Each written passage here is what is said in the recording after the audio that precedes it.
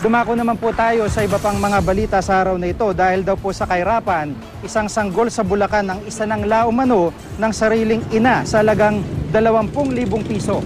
Narito po ang report ni GMA News Stringer, Romel Ramos.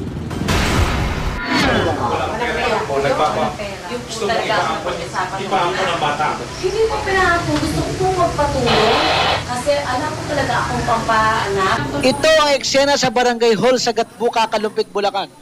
Ang 12-day-old baby girl kasing ito, pinagpasapasahan matapos isang laumano ng kanyang ina sa halagang halos 20,000 piso. Una raw lumapit ang ina sa kaibigan si Lorena Lenjo. Ipinasa naman ni Lenjo ang sanggol sa mag-asawang Demi at Nerissa Pelayo. Ang mag-asawang Pelayo, ipinahampo ng bata sa isang Remy na taga Parañaque. Ngunit nang tinutubusan ng ina ang anak, umakyat na ito sa halagang 100,000 piso.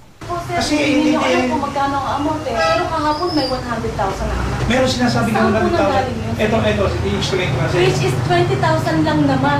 Ginastosan na daw kasi ng umampo ng bata. Nagkonsulta sila ng abogado. May signing bonus yan. Pinamili ng gamit yung anak mo. Napakarami. Opo. So, hindi naman simpleng gamit. So, nakikita ko, doon sa pinag-uusapan nila, abot ng gano'n. Ayon sa otoridad, may nilabag na batas sina Lenjo at Pelayo. Pwede nating i-charge for kidnapping talaga yan. Kasi unang-una, nawala yung bata without the knowledge of the parents. Kalaunan, naibalik din sa kanyang ina ang sanggol. Ang mga bearing 100,000 piso at pagasan lang 20,000, nabura na sa usapan. Sasailalim daw ang ina ng sanggol sa counseling.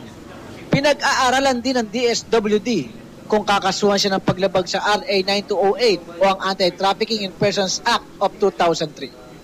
Romel Ramos, GMA News.